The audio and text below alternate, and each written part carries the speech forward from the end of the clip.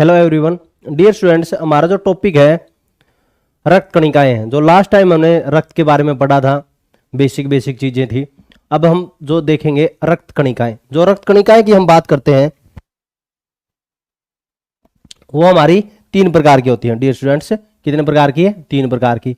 एक तो आरबीसी है, और एक डब्ल्यूबीसी है, और एक प्लेटलेट्स है। क्या है? प्लेटलेट्स। ये 3 प्रकार की है। जो आरबीसी है इसको हम बोलते हैं रेड ब्लड कॉर्पसल्स, और डब्ल्यूबीसी है व्हाइट ब्लड सेल।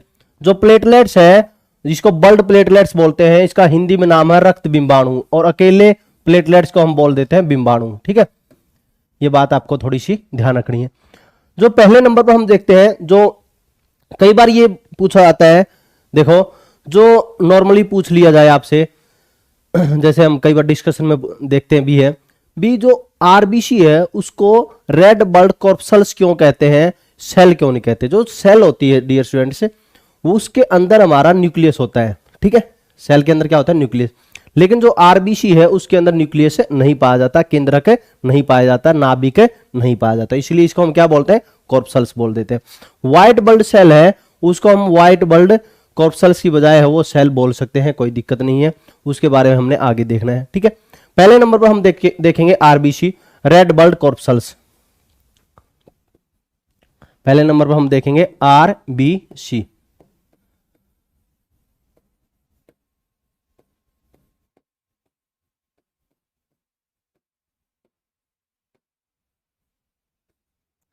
इसको हम बोलते हैं लाल रक्त कणिकाएं। लाल रक्त कणिकाएं कहते हैं।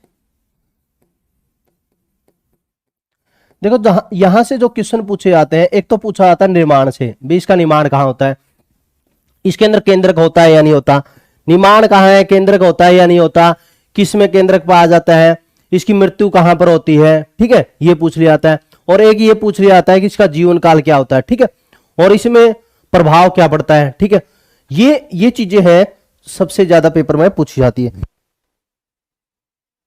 तो हम देखते हैं जो सबसे नंबर 1 पर पहली बात है, जो हमारा आरबीसी। आरबीसी की संख्या वो कितनी होती है। ठीक है, और आरबीसी का दूसरा नाम क्या होता है, यह क्वेश्चन कई बार पेपरों में पूछा जाता है। देखो आरबीसी है का दूसरा नाम एरिथ्रोसाइट होता है। डियर स्टूडेंट्स, एरिथ्रोसाइट, ये आपको ध्यान रखना है, एरिथ्रोसाइट है। जो एरिथ्रो है इसको 2 भागों में तोड़ लेते हैं हम, एक तो इस एरिथ्रो में तोड़ लेते हैं और एक साइट में तोड़ लेते हैं। जो हम देखते हैं एरिथ्रो मीन्स होता है रेड। ठीक है, और साइट मीन होता है हमारा ग्रेनुअल्स। क्या होता है? Granules, granules. ठीक है, जो एरिथ्रो है इसको इंग्लिश में ऐसे बोलते हैं हम, एरिथ्रोसाइट।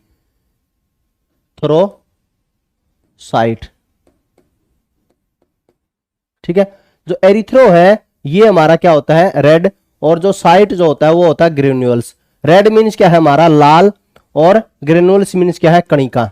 ठीक है, लाल कणिकाएं, इसलिए इसको हम क्या बोलते हैं? लाल रक्त कणिकाएं कहते हैं। ठीक है, पहले नंबर पर हमने ये पढ़ रहे हैं। जो लाल रक्त कणिकाएं हैं ये मानव में हम देखते हैं पुरुष व मादा में अलग अलग होती है। पुरुष में अलग होती है और मादा में अलग अलग होती है। ठीक है, पुरुष मीन्स क्या? हमारा मेल, और फीमेल मीन्स क्या है? मादा। देखो ये सारी परतें हमारी जुड़ जाएगी आपस में। आप इसमें देखोगे तो व्यक्ति का जो काम करने का जो एक्शन है, और व्यक्ति के अंदर थकावट क्यों होती है, ये सारी चीजें आपस में जुड़ा है। जो पुरुषों के अंदर है इसकी संख्या थोड़ी सी ज्यादा होती है, और महिलाओं में इसकी संख्या थोड़ी सी कम होती है, ये आपको ध्यान रखना है। जो पुरुषों में ये 50 से 55 लाख होती है। ठीक है, 50 से 55 लाख होती है, और प्रति घन मिलीमीटर। ठीक है, घन मिलीमीटर। ठीक है, तो इसको यदि हम लिखना चाहे तो इसको ऐसे भी लिख सकते हैं, 5.0 से 5.5 मिलियन मिलीमीटर का क्यूब। ठीक है, ऐसे भी लिख सकते हैं। ये पुरुषों के अंदर है। ठीक है, मिलियन मीन क्या है? लाख। ठीक है, तो हमारा 50 से 55 लाख, 5 से 5.5 मिलियन होती है। और महिलाओं में हम देखें तो वह कितनी होती है? 45 से 50 लाख, ठीक है, 50 लाख घन मिलीमीटर। देखो अलग अलग पुस्तकों में थोड़ा सा अलग अलग वेरिएशन मिल सकता है, थोड़ा बहुत वेरिएशन मिल सकता है, जैसे कहीं पर कुछ ऐसा दिखा दिया हो तो वो कोई आश्चर्यचकित मत होना। मिलियन मीटर क्यूब, ठीक है। घन मिलीमीटर मीन्स क्या होता है, मिलीमीटर का क्यूब, ठीक है। तो मतलब एक घन मिलीमीटर के अंदर कितने होते हैं हमारे 4 से 4.5 से 5 मिलियन हमारे आरबीसी के होते हैं। मतलब इसका मतलब क्या है, हमारे शरीर के अंदर आरबीसी की संख्या सबसे ज्यादा होती है। जो हमारी कणिकाएं होती है, तीनों कणिकाएं, उन तीनों कणिकाओं में जो आरबीसी की संख्या सबसे ज्यादा होती है, ये बात आपको थोड़ी सी ध्यान रखनी है। और बाकी है, जैसे आप देखो थोड़ी सी मात्रा में डब्ल्यूबीसी और थोड़ी सी मात्रा में प्लेटलेट्स होती है, और इसका अनुपात भी कई बार पेपर में पूछा जाता है, उसकी भी हम डिस्कस करेंगे। दूसरे नंबर पर हमारा जो क्वेश्चन पूछा जाता है, पहले नंबर पर तो क्वेश्चन एरिथ्रोसाइट का, दूसरे नंबर पर इनकी संख्या का, और तीसरे नंबर पर केंद्र की बात आती है। जो मैं क्वेश्चन बता रहा था आपको, न्यूक्लियस की बात आती है।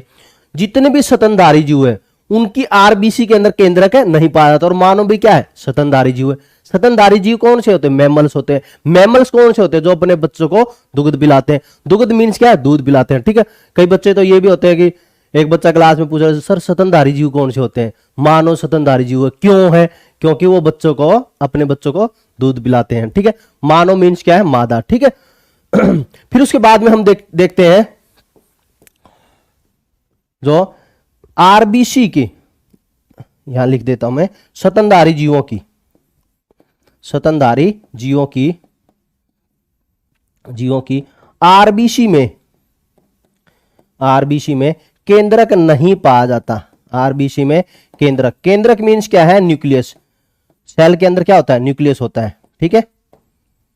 ये तो कॉर्पसल्स है, न्यूक्लियस, इसको नाभिक भी कहते हैं। नाभिक नहीं पाया जाता। और किस में पाया जाता है, ये पूछा जाता है। तो ऊंट व लामा ऐसे जीव है। लामा है, बड़े बड़े बाल होते हैं, ठंडे प्रदेशों का जीव है। ऊंट व लामा ठंडे प्रदेशों में भी रह सकता है और थोड़े से गर्मी वाले क्षेत्रों में भी रह सकता है। ऊंट व लामा ऐसे जीव है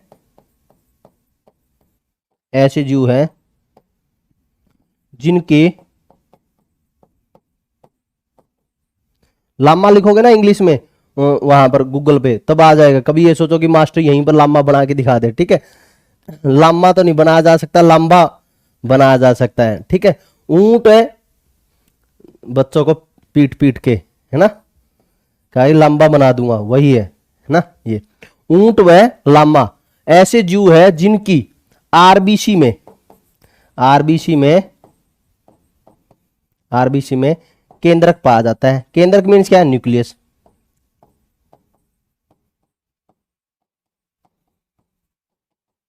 ठीक है। ये हो गया हमारा। फिर उसके बाद में हमारा जो क्वेश्चन बनता है, जो देखो इसको मैंने छोटा कर लिया है थोड़ा सा। जो स्तनधारी जीव होते हैं, जितने भी स्तनधारी जीव है, और एक एम्फीबियन होते हैं। स्तनधारी जीव हो गया मैमल्स, एक होते हैं उभयचर। एक क्या होता है, उभयचर। उभयचर कौन से होते हैं, एम्फीबियन। एम्फीबियन कौन से होते हैं, जो जल में भी रहे हमारे और पानी में भी रहे, वही क्या, नहीं, जो जल में भी रहे और स्थल पर भी रहे, वही क्या होते हैं हमारे उभयचर। मतलब जैसे मेंढक है हमारा, क्या होता है, उभयचर जीव होता है, ठीक है। वो जल में भी रह सकता है और स्थल पर भी रह सकता है। तो हम देखते हैं जो स्तनधारी जीव है उनकी खासियत क्या है, और उभयचर जीवों की खासियत क्या है, किसके संदर्भ में हम देख रहे हैं, ये आरबीसी के संदर्भ में देख रहे हैं, ठीक है। पहली बात, जितने भी स्तनधारी जीव है उनकी आरबीसी है वो केंद्रक विहीन होती है। उनकी आरबीसी क्या होती है, आरबीसी क्या होती है, केंद्रक विहीन।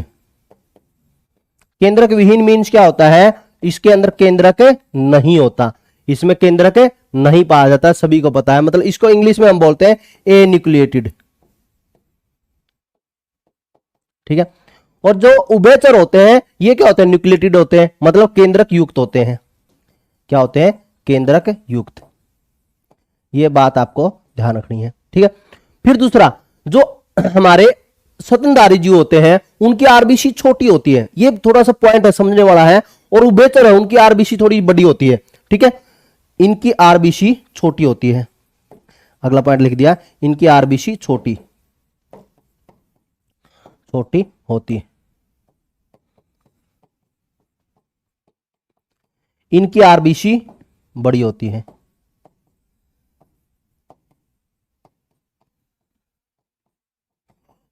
बड़ी होती है।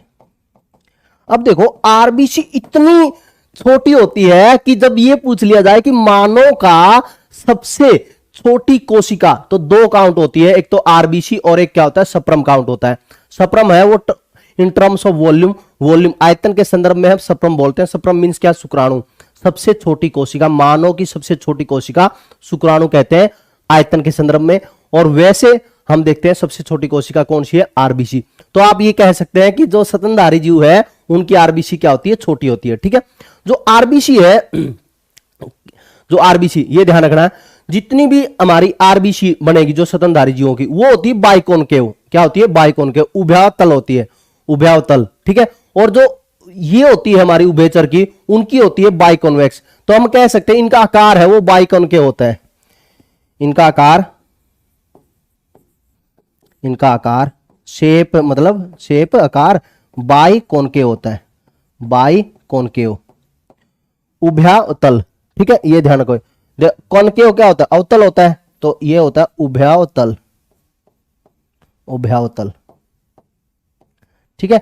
और इनका आकार पूछ लिया जाए, इनका आकार, तो वो क्या है, उभयातल, उभयातल। उभयातल कौन सा है हमारा, बाइकॉन्वेक्स, बाइकॉन्वेक्स, ठीक है डियर स्टूडेंट्स, क्या है, बाइकॉन्वेक्स है।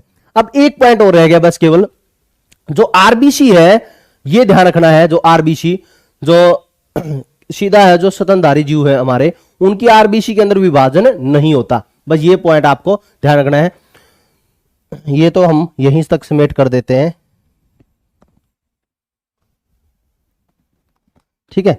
जिसने नहीं लिखा हो साथ साथ में लिख दो, एक बार दोबारा रिवाइज कर लेंगे।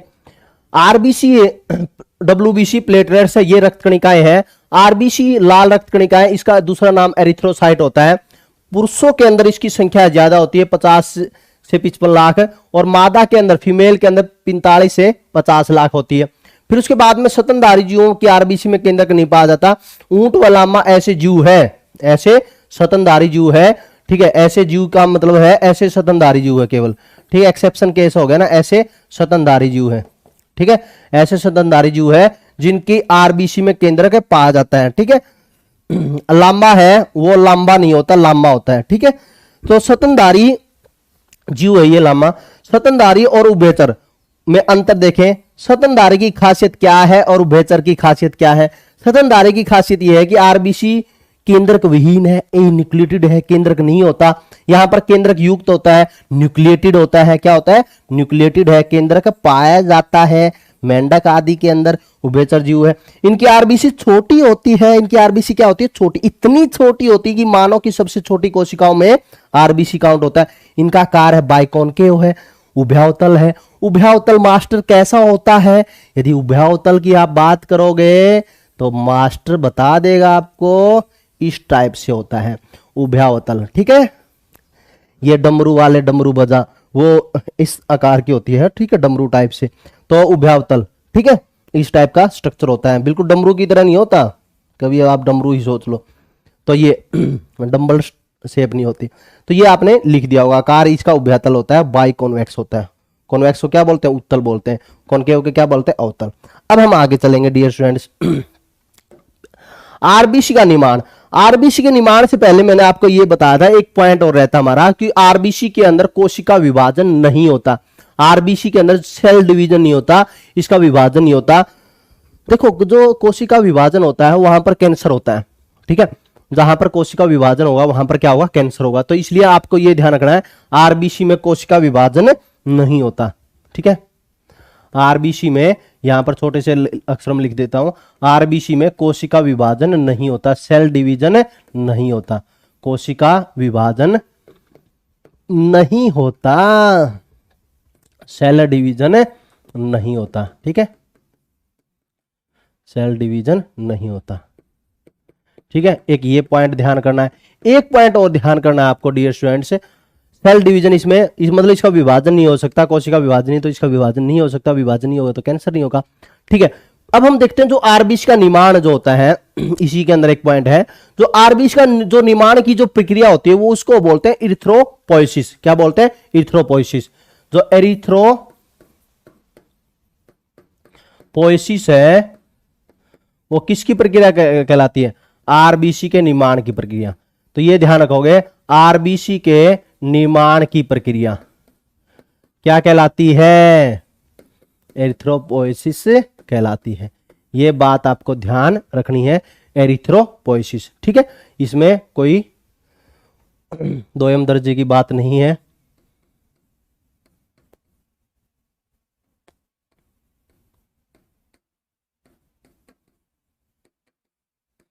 ठीक है, एरिथ्रोपोइसिस। अब हमने देखना है जो आरबीसी का निर्माण देखना है, हमने थोड़ा सा कलर चेंज कर लेते हैं, ब्लू ब्लू कर लेते हैं। एरिथ्रोपोइसिस, जो एरिथ्रोपोइसिस है उसी के माध्यम से हमारा पूरा का पूरा है वो आरबीसी का निर्माण होता है। ठीक है, अब आरबीसी में हम देखते हैं वो कहां कहां पर निर्माण होगा आरबीसी का।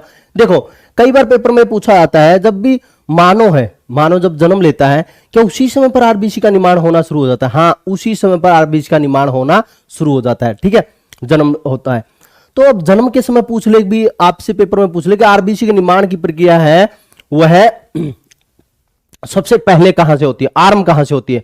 तो वो योग से होती है। क्या होता है? योग होता है पित्तक। अब ये आपके मन में होगा कि मास्टर ये पित्तक क्या होता है? फिर आपके पेपर में ये हो जाए, ये पूछ ले कि मानव में आरबीसी के जो भ्रूणीय अवस्था है, भ्रूणीय अवस्था में जो आरबीसी का निर्माण होता है वो कहां पर होता है? तो भ्रूणीय अवस्था में जो आरबीसी का निर्माण होता है वो कहां होता है? यकृत के अंदर होता है। और ये पूछ ले कि मानव की वयस्क अवस्था में, मानव जब वयस्क अवस्था में है, भ्रूण अवस्था में, देखो थोड़ा सा ये ध्यान रखना है, मानव के अंदर शुरू में जो शुरुआती स्टेज होती है उसमें अंडाणु और शुक्राणु मिलेंगे। ठीक है, अंडाणु और शुक्राणु जब मिलते हैं उसी समय पर आरबीसी का निर्माण होना शुरू हो जाता है। फिर मानव आ जाता है भ्रूण में। ठीक है, मानव किस में आता है? भ्रूण में। बच्चा है भ्रूण के रूप में रहेगा, वो कहां रहता है? मानव के गर्भाशय में।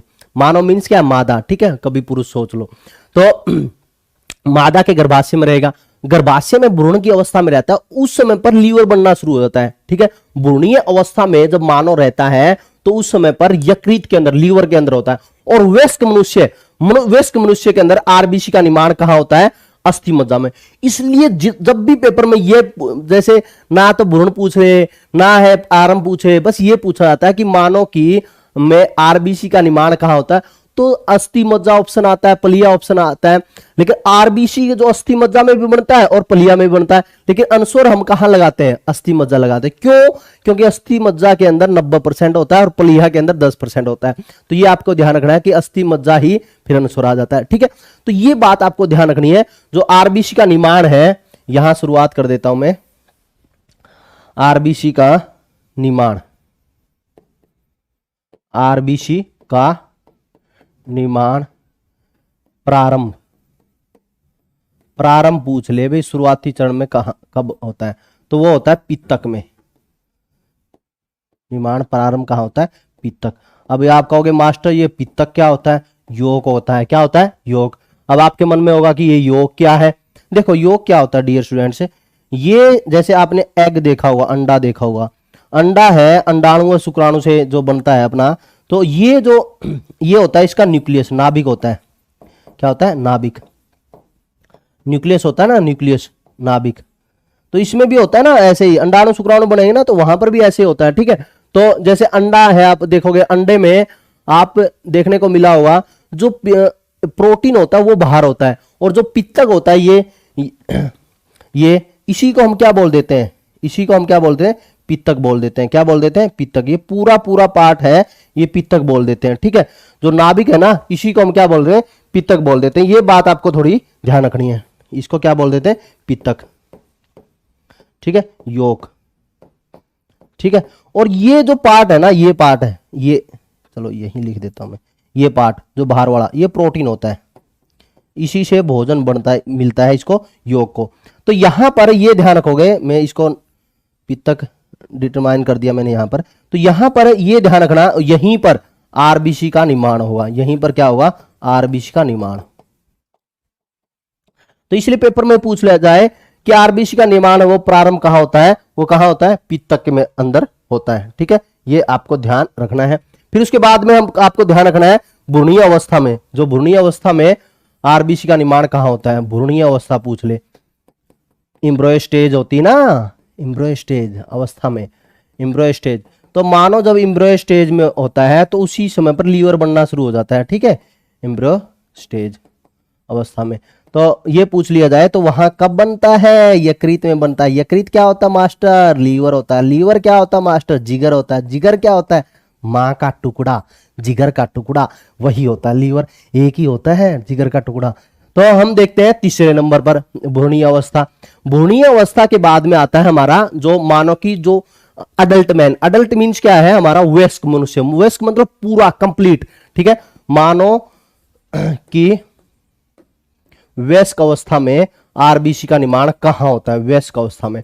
मानव वयस्क हो गया है, अडल्ट मैन हो गया, अडल्ट स्टेज आ गई है, अडल्ट स्टेज। ठीक है, मानव की वयस्क अवस्था में तो आरबीसी का निर्माण है वो कहां होगा, कहां होगा, अस्थि मज्जा में होगा, बोन मैरो में होगा, अस्थि मज्जा में, अस्थि मज्जा, बोन मैरो, बोन मैरो।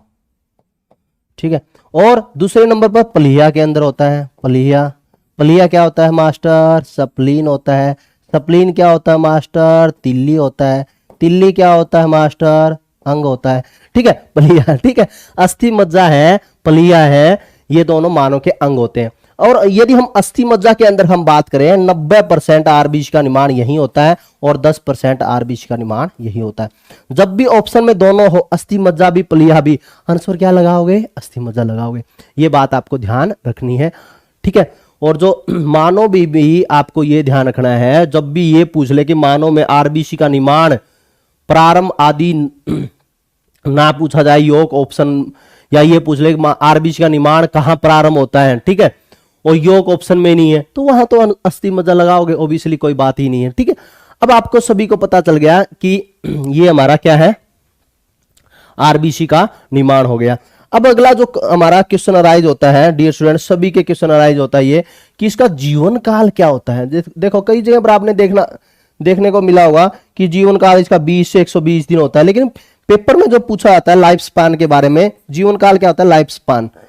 जैसे मानव का जीवन काल कितना बोला जाता है, औसत रूप से 100 वर्ष बोल देते हैं मानव के बारे में। तोते का कितना बोल देते हैं, 140 के आसपास बोल देते हैं तोते का। ठीक है, मतलब तोता अपने ज्यादा जीता है मानव से, हाँ बहुत, तोता अच्छा जीता है मानव से। 120 दिन क्या है, 120 दिन।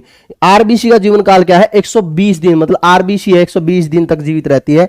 और इसलिए आपने देखा होगा वर्ल्ड बैंक के अंदर हम 3 महीने तक, या उसमें 2.5 महीने, 2 महीने, 3 महीने, उसके बाद में उसका डेट है एक्सपायर हो जाती है, मोस्टली है 3 महीने रखते हैं। ठीक है, और आपने एक फिल्म देखी होगी लाल रंग, उसमें यही दिखाया गया है कि किस तरह से एक्सपायर्ड होने के बाद में वर्ल्ड बैंक के अंदर रक्त, और उसके बाद में फिर भी एक नई स्लिप लगा देते हैं, और उसमें फिर उसमें क्या हुआ, आरबीसी की डेथ है, डब्ल्यूबीसी की जीवन काल वैसे कम होता है, और प्लेटलेट्स का जीवन काल भी कम होता है, तो इसी वजह से फिर उसका फायदा नहीं होता। तो इस रूप से वो दिखाया गया फिल्म के अंदर। तो आप देखो यहाँ पर भी क्वेश्चन कितने बने हैं। आरबीसी में कोशिका विभाजन नहीं होता, एरिथ्रोपोएसिस आरबीसी निर्माण की प्रक्रिया कहलाती है। आरबीसी का निर्माण प्रारंभ पित्तक से, भ्रूणीय अवस्था में यकृत में, मानव की वयस्क अवस्था में अस्थि मज्जा में और पलीहा में। ठीक है, तो अस्थि मज्जा में अनुसार आता है। जीवन काल क्या है, 120 दिन। फिर उसके बाद में हम बात करेंगे डियर स्टूडेंट्स। अब थोड़ा इंटरेस्टिंग आ गया हमारा पलीहा। ठीक है, जीवन काल का पता चल गया। अब और कहां से निर्माण हुआ इसका पता चल गया। अब इसकी मृत्यु के पता होना जरूरी है, क्योंकि यदि कोई जन्म लिया है तो उसकी मृत्यु निश्चित है। ठीक है, अब देखो मृत्यु कहां होगी। मृत्यु आरबीसी का जब भी हम देखते हैं तो उसकी मृत्यु है, उसका विनाश है वो प्लीहा में होता है। ठीक है, इसलिए प्लीहा को आरबीसी का क्या बोला जाता है, कब्रिस्तान बोला जाता है। ठीक है, तो ये ध्यान रखोगे, इसकी मृत्यु है आरबीसी की मृत्यु है, आरबीसी की मृत्यु किसमें है, इसी में है, प्लीहा में, इसे प्लीहा में, इसे आरबीसी का कब्रिस्तान कहा जाता है, आरबीसी का कब्रिस्तान कहा जाता है। प्लीहा क्या है, आरबीसी का कब्रिस्तान है। आरबीसी की मृत्यु किसमें होती है, प्लीहा में, और इसलिए इसको आरबीसी का कब्रिस्तान बोला जाता है। और हम देखें इसके अलावा और कहीं पर होती है, हाँ लीवर में होती है, लेकिन आंसर है इसके अलावा, प्लीहा के अलावा, प्लीहा के अलावा आरबीसी की मृत्यु, आरबीसी की मृत्यु ये भी थोड़ा सा डाल लेना, वो यकृत में भी होती है। यकृत मीन्स क्या है, लीवर में भी, लीवर में भी होती है।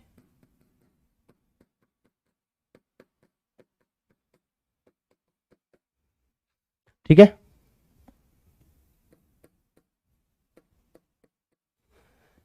लीवर में इसके बारे में पढ़ते भी यहाँ पे। तो देखो ये आपको सभी को समझ में आना चाहिए। कई बार ये पूछ लिया जाए कि शरीर का ब्लड बैंक किसे बोलते हैं, तो शरीर का ब्लड बैंक है यही है, आरबीसी है। और कई बार ये पूछ लिया जाता है कि शरीर की सबसे बड़ी लसिका ग्रंथि कौन सी है, तो लसिका ग्रंथि भी कौन सी है, प्लीहा है। ठीक है, लसिका के बारे में मैंने पिछली क्लास में भी बताया था।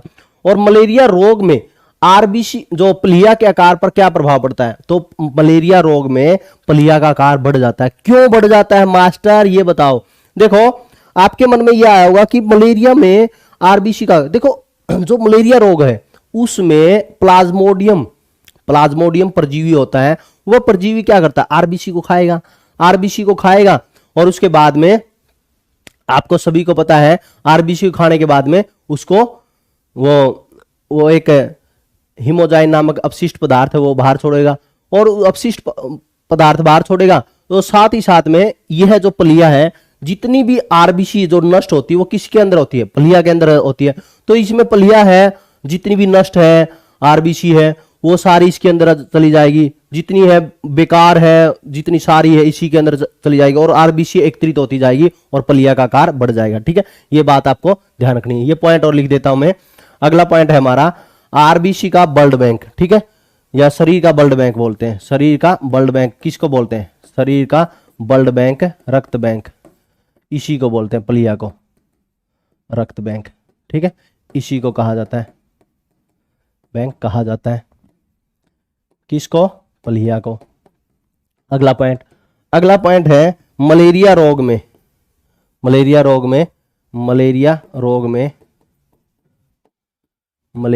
में प्लीहा का आकार बढ़ जाता है, प्लीहा का आकार बढ़ जाता है,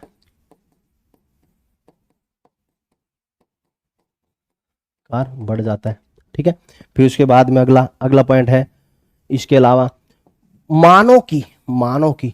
मानव शरीर की सबसे बड़ी लसिका ग्रंथि, मानव शरीर की सबसे बड़ी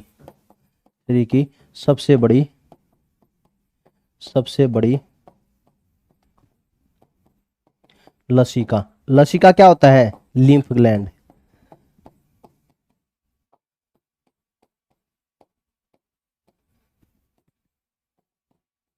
ग्रंथि होती है।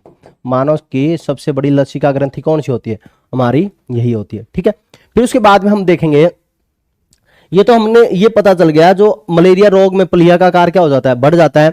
और ये पूछ ले आपके आरबीसी की संख्या कम हो जाए मानव के शरीर के अंदर, जब ये आप देखोगे आरबीसी की संख्या कम होगी, जो रोग हो जाए या आरबीसी है वो कम लेना शुरू कर दे मानव भोजन के माध्यम से, हीमोग्लोबिन तो वो कम लेना, तो रोग कौन सा हो जाता है, हमारा एनीमिया रोग हो जाता है। ठीक है, तो जब भी पेपर में पूछा जाता है, देखो एक ध्यान रखना आपने, या तो पूछा जाता है आरबीसी की कमी से, या तो पूछा जाता है आरबीसी कमी से, या हीमोग्लोबिन की कमी से, ऐसे पूछा जाता है।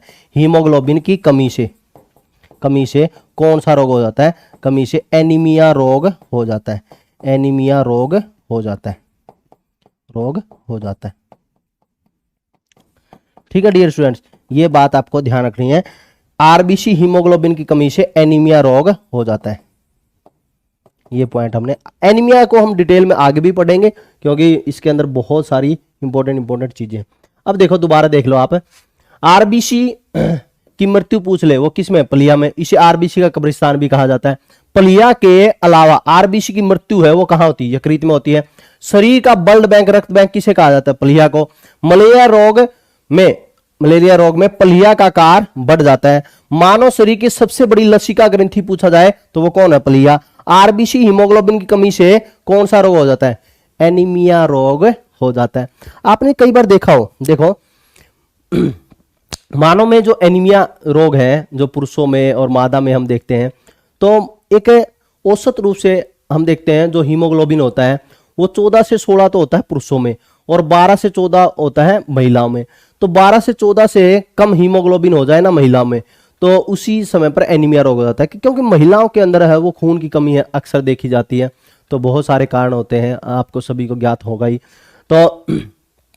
तो उसमें आप देखो हमारी माताएं और बहनें के अंदर जब खून की कमी होती है, एनीमिया रोग हो जाता है। उस समय पर आपने ध्यान किया होगा, खून की कमी हो जाए ना, जैसे ये कहते हैं मेरे अंदर तो 7 ग्राम खून, 8 ग्राम खून है, तो इसका मतलब ये भी है कि उसके अंदर है जो हीमोग्लोबिन कम है, तो उसमें ऑक्सीजन का संचार भी कम होगा। ऑक्सीजन का संचार कम होगा तो उसमें थकावट भी होती है।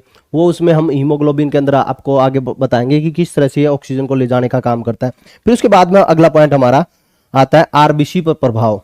ठीक है भी, जब जैसे हम ऊंचाई पर जाते हैं आरबीसी पर क्या प्रभाव पड़ता है, सोते वक्त आरबीसी पर क्या प्रभाव पड़ता है, ये 1-2 क्वेश्चन है वो पेपर में पूछे जा सकते हैं।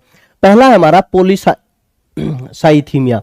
पॉलीसाइथीमिया क्या है, पॉलीसाइथीमिया यह होता है जब धरातल से हम ऊंचाई की ओर जाते हैं ना, तो वायुमंडलीय दाब के कारण के मान में कमी आ जाती है। वायुमंडलीय दाब के मान में क्या आ जाती है, कमी।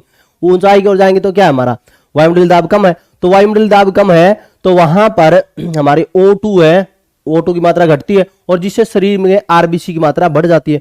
O2 की मात्रा जब भी घटती है तो आरबीसी की संख्या है वो बढ़ जाती है, जिसे हम क्या बोलते हैं, पॉलीसाइथीमिया बोलते हैं। क्या बोलते हैं, पॉलीसाइथीमिया। तो ये बात आपको ध्यान रखना है, आरबीसी की संख्या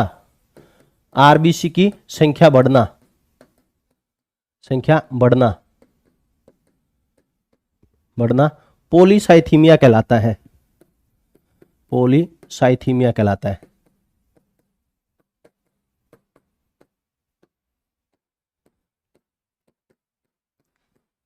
$4200 मीटर से ज्यादा ऊंचाई पर, 4200 मीटर से या 4200 मीटर हो या इससे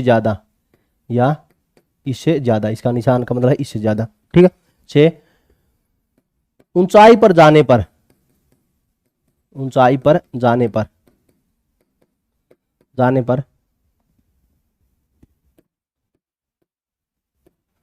पर आरबीसी की संख्या 30% बढ़ जाती है।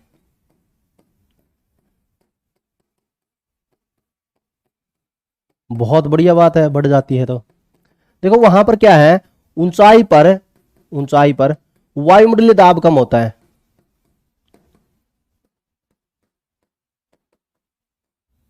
वायुमंडलीय दाब कम होता है।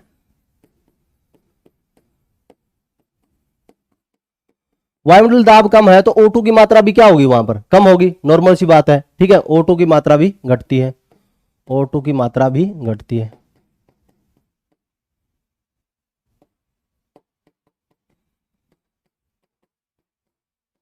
लेकिन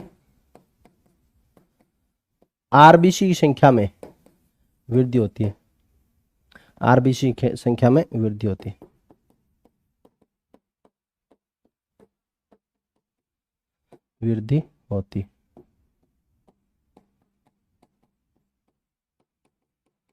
आरबीसी संख्या में क्या होती है, वृद्धि होती है। ये बात आपको ध्यान रखनी है, आरबीसी संख्या में क्या हो जाती है, वृद्धि हो जाती है। ठीक है, तो नॉर्मल सी बात है कि ऊंचाई पर जाएंगे तो हमारा जो वायुमंडलीय दाब कम होगा, तो ऑक्सीजन की कमी होगी, ऑक्सीजन की कमी होती है तो हमारी आरबीसी संख्या में वृद्धि हो जाती है। जो हम देखते हैं जो ऑक्सीजन का और आरबीसी का संबंध है, ठीक है, जो हीमोग्लोबिन है वो क्या ऑक्सीजन को बांधे रखने का काम करता है।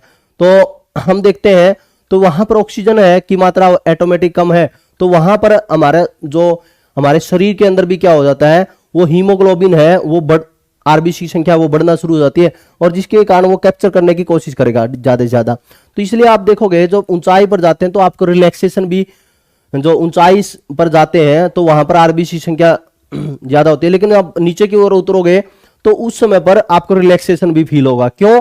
क्योंकि आपके अंदर है जो हीमोग्लोबिन की मात्रा बढ़ गई है, आरबीसी की मात्रा बढ़ी है, हीमोग्लोबिन की मात्रा बढ़ी है, तो हीमोग्लोबिन की मात्रा बढ़ी है तो इसकी वजह से तो उसमें थोड़ा सा रिलैक्सेशन फील होगा।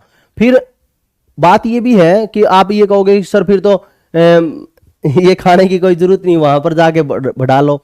देखो फिर नीचे की ओर आओगे तो वो ऑक्सीजन की मात्रा वापस बढ़ जाएगी और वो हीमोग्लोबिन के साथ में वो अटैच होना शुरू हो जाती है। तो इस रूप से मतलब सारा है वो जो सिस्टम है वो जो फ्री ऑफ आरबीसी है उसके बारे में हमारा जो बोला जाता है, तो इस रूप से वैज्ञानिकों ने मेजर किया है। ठीक है, फिर हम देखते हैं दूसरा पॉइंट हमारा ये पूछ लिया जाए कि सोते वक्त है वो आरबीसी की संख्या में पूछा जाता है कि भाई कितने सोते वक्त है आरबीसी संख्या में कितनी कमी हो जाती है। सोते वक्त आरबीसी की संख्या में 5% कमी आ जाती है, संख्या में 5% कमी। तो ये ध्यान रखोगे सोते वक्त क्या है 5% कमी आती है। ठीक है, तो ये आपको ध्यान रखना है। फिर उसके बाद में आपको अगला जो क्वेश्चन यहां से बनता है, जो आरबीसी है, आरबीसी का मापन किसे करते हैं, हीमोसाइटोमीटर होता है। ठीक है, आरबीसी का मापन, तीसरा पॉइंट हमारा बनता है आरबीसी का मापन किससे करते हैं, का मापन हीमोसाइटोमीटर से। किसे? हीमोसाइटोमीटर।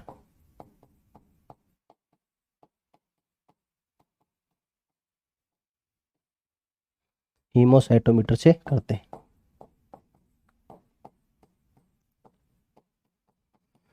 आरबीसी का मापन है वो किससे करते हैं, हीमोसाइटोमीटर से करते हैं। ठीक है, फिर उसके बाद में आपको यह ध्यान रखना है जो आरबीसी है, आरबीसी बनाने में मदद कौन करता है।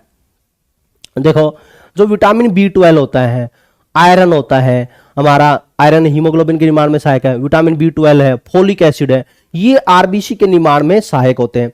और जो आरबीसी का परिपक्व, पूर्ण रूप से परिपक्व करने के लिए, मतलब पकाने के लिए वो कौन जिम्मेदार है, विटामिन B12 और फोलिक एसिड। ठीक है, ये भी पेपर में पूछा जा सकता है। Vitamin B12, vitamin B12, folic acid, iron RBC के निर्माण में सहायक है, ठीक है, ये आपको ध्यान रखना है।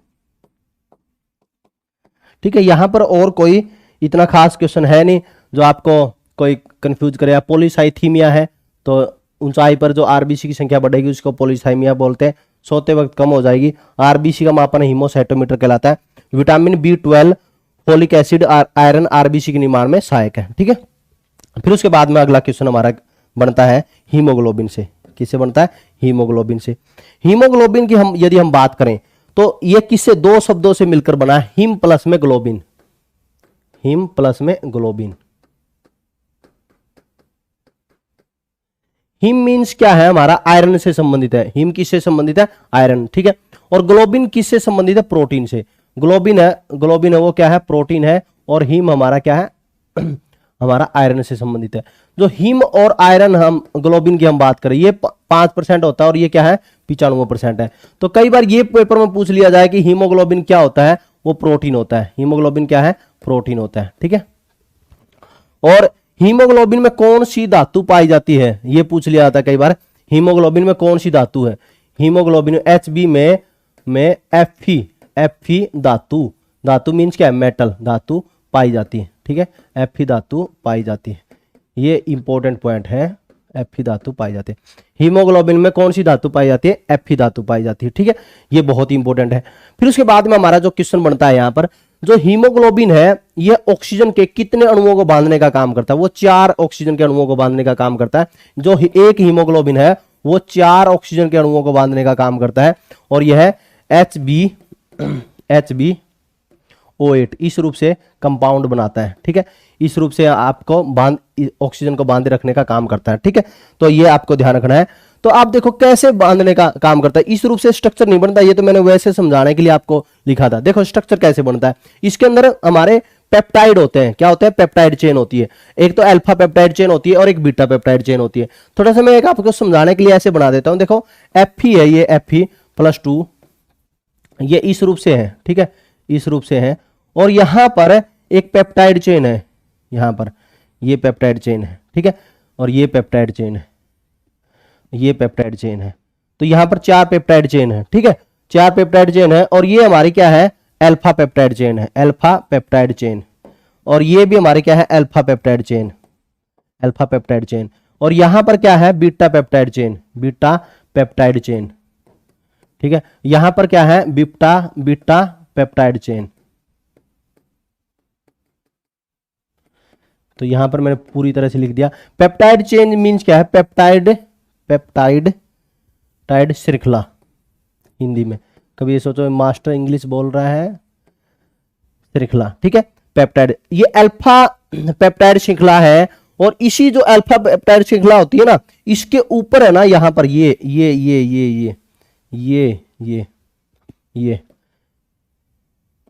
अमीनो अमल पाया जाता है। यहां पर क्या पाया जाता है? अमीनो अमल, अमीनो एसिड, अमीनो एसिड होता है। यहां पर क्या आता है? अमीनो अमल पाया जाता है। और जो पेप्टाइड है ना, जो पेप्टाइड है, ये सारा हमारा क्या है डियर स्टूडेंट्स? ये हमारा प्रोटीन होता है। क्या है? ये प्रोटीन है, ये प्रोटीन है, सारे प्रोटीन है ये, है ना। ये भी प्रोटीन है, ये सारा प्रोटीन है। और बीच में क्या है? हमारा आयरन है, लोहा है, ठीक है। और लोहा ही इनको बांधे रखने का काम करता है, ठीक है। अब जो आप देखो, जो Fe है, ये ध्यान रखना है, Fe तो इस तरह से जुड़ा हुआ है। तो हम देखते हैं जो हीमोग्लोबिन है, हीमोग्लोबिन जो मैंने बताया था, इसी तरह से हमारी 4 जो श्रृंखलाएं है इस रूप से, जैसे ये श्रृंखला हो गई पेप्टाइड, ये श्रृंखला हो गई, इस रूप से हमने थोड़ा समझने के लिए बना लिया। और इस रूप से ये श्रृंखला हो गई, समझने के लिए मात्र बना लिया हमने, ये श्रृंखला हो गई।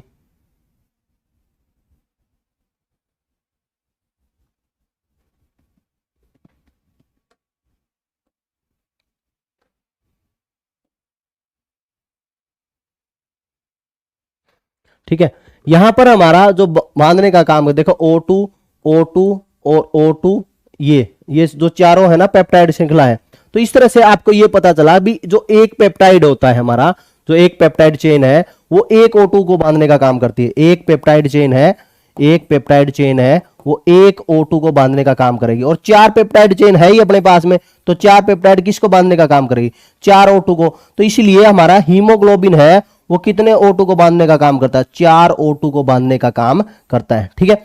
ये पूछ लिए कि हीमोग्लोबिन, एक हीमोग्लोबिन है, वो कितने ऑक्सीजन के अणुओं को बांधने का काम करता है? वो 4 ऑक्सीजन के अणुओं को बांधने का काम करता है, ठीक है। तो ये आपको ध्यान रखना है। वह हीमोग्लोबिन में और केंद्रीय परमाणु धातु कौन सी होती है? हमारी लोहा होती है। और लोहा है, उसके चारों तरफ से क्या है? 4 पेप्टाइड श्रृंखलाएं होती है। और 4 पेप्टाइड श्रृंखलाएं हैं, उससे क्या जुड़े होते हैं? अमीनो एसिड जुड़े होते हैं, ठीक है। और हीमोग्लोबिन है हमारा, हीमोग्लोबिन में धातु पूछ लिया जाए, मैंने बताया था कि लोहा है। और हीमोग्लोबिन में से ये ध्यान रखना है, हीमोग्लोबिन से जो लोहा है, यदि इसको निकाल दिया जाए, अकेले हीमोग्लोबिन का रंग कैसा होता है? यदि अकेला हीमोग्लोबिन का रंग पूछ लिया जाए, हीमोग्लोबिन का रंग वो बैंगनी होता है। रंग कैसा होता है? बैंगनी, पर्पल होता है। ये आपको ध्यान रखना है, पर्पल, पर्पल, ठीक है। ये पॉइंट मैंने लिखवाया नहीं भी, 4 श्रृंखलाएं होती है और इसमें अमीनो एसिड जुड़े हैं। मैंने ये डायग्राम के माध्यम से ये सारा आपको लिखवा दिया, ठीक है। फिर उसके बाद में कई बार पेपर में पूछा जाता है कि रुधिर का रंग, रक्त का लाल रंग है वो किसके कारण होता है? रक्त का लाल रंग है वो किसके कारण होता है? रक्त का लाल रंग पूछा जाए, का लाल रंग है वो किसके कारण होता है? तो ये ध्यान रखना है, Fe2+ के कारण, Fe2 के कारण और हीमोग्लोबिन के कारण। देखो हीमोग्लोबिन के कारण भी लाल रंग होता है और Fe2 के बाद बैंगनी रंग नहीं पूछा जाएगा, और आरबीसी के कारण, ठीक है। ये तीनों इसके कारण होते हैं, आरबीसी के कारण, ठीक है, आरबीसी के कारण। या तो ऑप्शन में क्या मिलेगा? आरबीसी मिल जाएगा, या हीमोग्लोबिन मिल जाएगा, या Fe मिल जाएगा। लेकिन मोस्टली है जो रक्त का लाल रंग है वो हीमोग्लोबिन के कारण पेपर में पूछा जाता है, ठीक है। ये आपको ध्यान रखना है। फिर उसके बाद में एक बार ये लिख लो,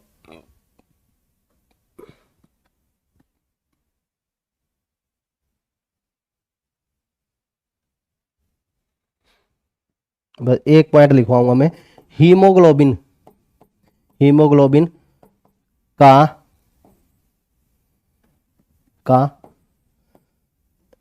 हीमोग्लोबिन, एक हीमोग्लोबिन ऐसे लिखवाता हूं, एक हीमोग्लोबिन ऑक्सीजन के, एक हीमोग्लोबिन, एक हीमोग्लोबिन ऑक्सीजन के 4 अणुओं को, अणु मीन्स क्या, मॉलिक्यूल, 4 ऑक्सीजन के अणुओं को, अणु मीन्स क्या है, मॉलिक्यूल, मॉलिक्यूल्स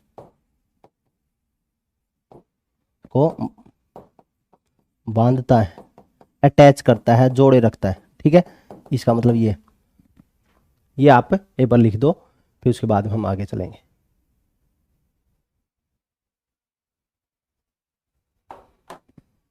फोन आ रहा है भाई, किसका?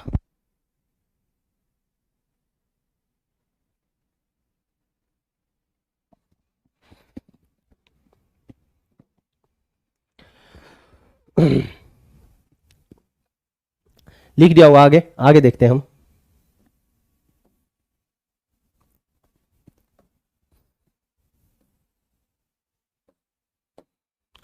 अब देखो, हीमोग्लोबिन है पुरुषों में और महिलाओं में वो अलग अलग होता है। ठीक है, ये मैंने आपको बताया था। जो पुरुषों में हम बात करें, मेल में हम बात करें, तो वो कितना होता है, 12 से 16। ठीक है, 16 है वो क्या बोला जाता है सॉरी 14 से 16 पुरुषों में क्या बोला जाता है, महिलाओं में 12 से बोला जाता है, 14 से 16। ये क्या होता है, ग्राम होता है, किलोग्राम होता है, ये ध्यान रखना है, ये ग्राम होता है। और ग्राम कितने में होता है, 100 ml रक्त में होता है। ठीक है, 100 ml रक्त के अंदर। और यदि महिलाओं के अंदर पूछा जाए तो वो 12 से 14 होता है, 16 नहीं होता। ठीक है, 12 से 14 ग्राम, वो 100 ml ब्लड के अंदर देखा जाता है। ठीक है, ये ध्यान रखना है। तो पुरुषों और महिलाओं के अंदर है वो हीमोग्लोबिन है, वो अलग अलग होता है। ठीक है, में हीमोग्लोबिन, पुरुषों हीमोग्लोबिन की हम बात करें, आगे लिखा हुआ है हीमोग्लोबिन, इसलिए लिखने की जरूरत नहीं है यहां पर। तो हमारा मेल में हमारा 14 से 16, इससे ज्यादा हम देखें तो जितना भी ज्यादा होता है वह उतना ही गाढ़ा होता है। ठीक है, फिर उसके बाद में अब अगला क्वेश्चन यहां पर बनता है, जो हीमोग्लोबिन है जितना भी ज्यादा होगा उसका क्या होगा, ऑक्सीजन का परिवहन करने का में उतना ही मददगार होता है। और जितना कम होगा हीमोग्लोबिन, उसका नुकसान ये होता है कि ऑक्सीजन का परिवहन कम होगा, और ऑक्सीजन का परिवहन कम होगा तो थकान ज्यादा होगी। इसलिए आपने देखा होगा, मैंने बताया था आपको कि व्यक्ति के अंदर है जिसके में हीमोग्लोबिन की मात्रा कम हो जाएगी तो उसके अंदर थकान है वो ज्यादा महसूस होना शुरू हो जाएगी। क्यों? क्योंकि उसके अंदर ऑक्सीजन का परिवहन नहीं होगा। ऑक्सीजन का परिवहन नहीं होगा तो ऑक्सीजन की उपस्थिति में ग्लूकोज जलता है, ग्लूकोज जलता है तो एटीपी का निर्माण होता है, तो एटीपी का निर्माण नहीं होगा, एटीपी से ही ऊर्जा मिलती है। इसका मतलब ये है कि ऑक्सीजन का सप्लाई नहीं होगा तो ग्लूकोज नहीं जलेगा, ग्लूकोज नहीं जलेगा तो एटीपी का निर्माण नहीं होगा, एटीपी का निर्माण नहीं होगा तो व्यक्ति को ऊर्जा नहीं मिलेगी। इसी तरह से कम हीमोग्लोबिन होगा तो व्यक्ति में थकावट महसूस होती है। ठीक है, तो हमें लिख देता हूं, हीमोग्लोबिन O2 के परिवहन का कार्य करता है। हीमोग्लोबिन ऑक्सीजन के परिवहन का कार्य करता है, ऑक्सीजन के परिवहन का कार्य करता है, का कार्य करता है। इसलिए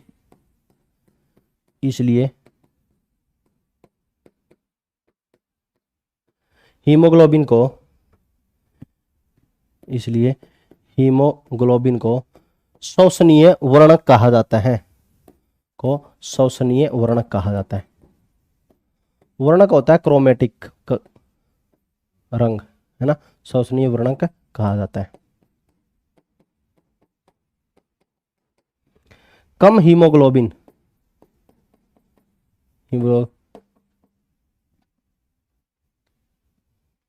की मात्रा या कम हीमोग्लोबिन एनीमिया के कारण ऑक्सीजन का परिवहन नहीं होता, जिससे थकावट होती है,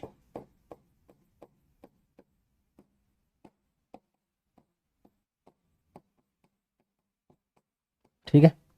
फिर उसके बाद में एक पॉइंट और है हमारा इसमें,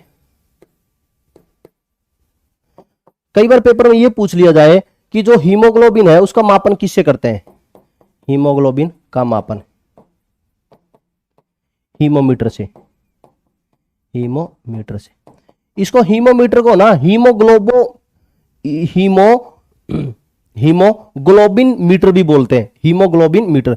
अकेला ये तो मैंने क्या लिखवा, हीमोमीटर लिखवा है, इसको हीमोग्लोबिन मीटर भी बोलते हैं और शॉर्ट फॉर्म में क्या बोल देते हैं?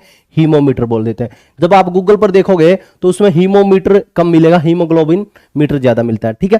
फिर उसके बाद में हमारा अगला है एस्कीमिया, वेरी वेरी इंपॉर्टेंट। मानव शरीर में रक्त की अपर्याप्त आपूर्ति हो जाए, मतलब जितनी रक्त की पूर्ति चाहिए उतनी रक्त की पूर्ति नहीं होती मानव शरीर में, उसी को हम क्या बोलते हैं? एस्कीमिया बोलते हैं। और रक्त की पूर्ति नहीं होगी तो ऑक्सीजन का सप्लाई नहीं होगा, ऑक्सीजन का सप्लाई नहीं होगा तो व्यक्ति के जो हार्ट अटैक है वो प्रॉब्लम हो जाती है। जो हार्ट होती है, हमारी हार्ट मसल्स होती है, उसको ऑक्सीजन का सप्लाई होता है, जो इसी को हम बोलते हैं कार्डिया एस्कीमिया। कार्डिया एक्समिया है वो decrease the blood flow and oxygen, decrease blood flow and the oxygen in the heart muscles. In the heart muscles में ब्लड फ्लो है वो कम हो जाए और ऑक्सीजन का फ्लो हो वो कम हो जाए, उसी को हम क्या बोलते हैं? एस्कीमिया बोलते हैं, ठीक है। तो जिसको हम बोलते हैं कार्डियक एस्कीमिया, ठीक है। और अकेला एस्कीमिया हम क्या बोलते हैं? मानव शरीर में रक्त की अपर्याप्त आपूर्ति, मानव शरीर में रक्त की अपर्याप्त आपूर्ति,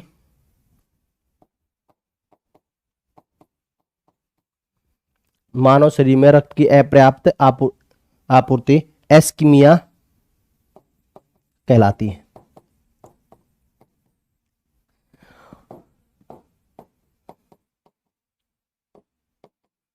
ठीक है, तो यदि ये पूछ लिया जाए cardiac ischaemia, decreased blood flow and oxygen in the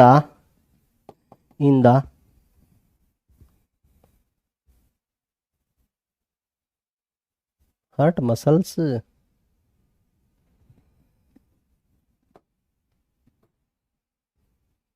in the heart muscles,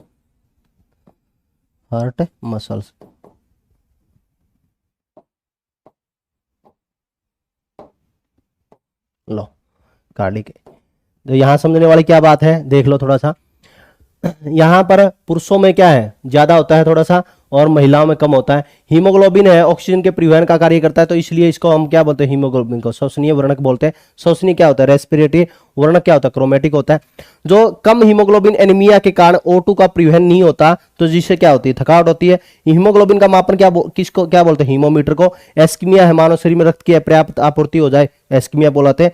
और कार्डियक एस्कीमिया क्या होता है? डिक्रीज्ड ब्लड फ्लो हो जाए हमारा, और ऑक्सीजन का फ्लो कम हो जाए, तो इसी से किन में? हार्ट मसल के अंदर, तो इसी को हम क्या बोलते हैं? कार्डियक एस्कीमिया बोलते हैं, एस्कीमिया बोलते हैं, और इसी की वजह से हार्ट अटैक आता है, ठीक है। फिर उसके बाद में हमारा बचता है हीमोलाइसिन, वेरी इंपॉर्टेंट।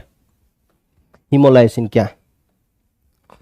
देखो, जब भी सांप डसता है तो उस समय पर व्यक्ति को थोड़ा सा, जब जहरीला, बहुत ही ज्यादा जहरीला सांप हो, तो उसमें क्या रहता है? वो मेनली तो क्या होता है, जब सांप काटेगा तो सांप का जो जहर होगा और उसमें आरबीसी के झिल्लियों पर प्रभाव पड़ता है, उसकी झिल्ली है वो फटेगी। तो आरबीसी की संख्या बहुत ही ज्यादा है, वो कितनी है? 50 से 55 लाख तक, और घन मिलीमीटर में है, इतनी संख्या है। तो उनको उसकी आरबीसी की झिल्ली फटने में बहुत ही ज्यादा समय लगेगा, और जिसके कारण वो जो हीमोग्लोबिन है वो बाहर आएगा, और हीमोग्लोबिन बाहर आएगा तो उसी को हम क्या बोलते हैं? हीमोलाइसिन बोलते हैं। तो इस रूप से हम देखते हैं, तो जो जहरीला सांप होगा, बहुत ही जहरीला सांप है, तो उस समय पर आपने देखा होगा कि ये बोला जाता है कि आधा घंटा तक आप 1 घंटे तक है, जैसे कोबरा काट ले तो 1 घंटे का समय होता है लगभग, तो उस समय तक यदि वह ले जाते हैं डॉक्टर के पास में, तो उसमें आरबीसी की झिल्ली एक फटी है, फिर दूसरी आरबीसी की, इस तरह से जहर का असर पड़ता रहता है, और झिल्ली फटेगी, फिर उसके बाद में आरबीसी हीमोग्लोबिन बाहर आएगा। तो ये पूरी प्रक्रिया होती ना, तब तक डॉक्टर के पास में पहुंच जाता है और डॉक्टर है वो जहर का एंटीडोट लगा देता है और उससे फिर राहत महसूस होती है। यदि ऐसा नहीं होता तो व्यक्ति की मृत्यु हो जाती है और आरबीसी से हीमोग्लोबिन पूरा का पूरा बाहर आ जाता है, जहर उस पर पूरा असर कर देता है। तो जब भी हम देखते हैं सांप का जहर, जिसको हम बोलते हैं सर्पदंश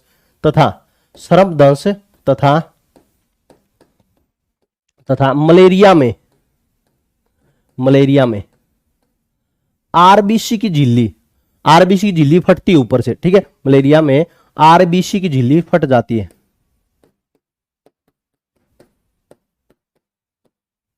झिल्ली क्या होती है? मेम्ब्रेन होती है डियर स्टूडेंट्स। जो आरबीसी के ऊपर होती है ना झिल्ली, कोशिकाओं के ऊपर झिल्ली होती है, ये ध्यान रखोगे, ठीक है। जैसे हम सेमी परमिएबल मेम्ब्रेन पढ़ते हैं, अर्धपारगम्य झिल्ली, आरबीसी की झिल्ली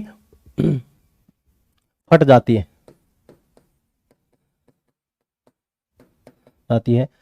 तब आरबीसी से हीमोग्लोबिन बाहर आ जाता है,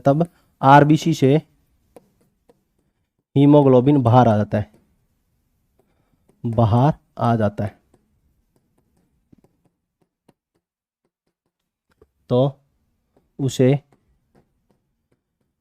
हीमोलाइसिन कहते हैं,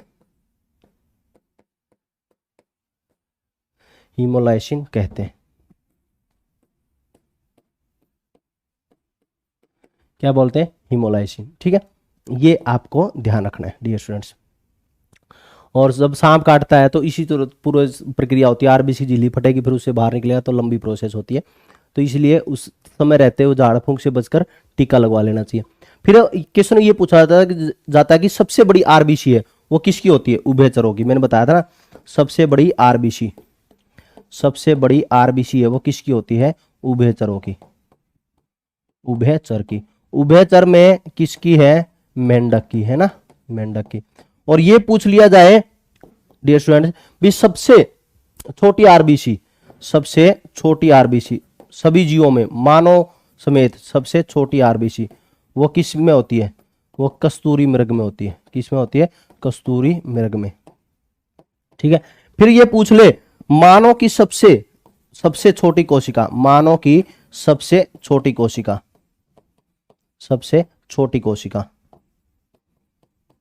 छोटी कोशिका वो कौन है? आरबीसी।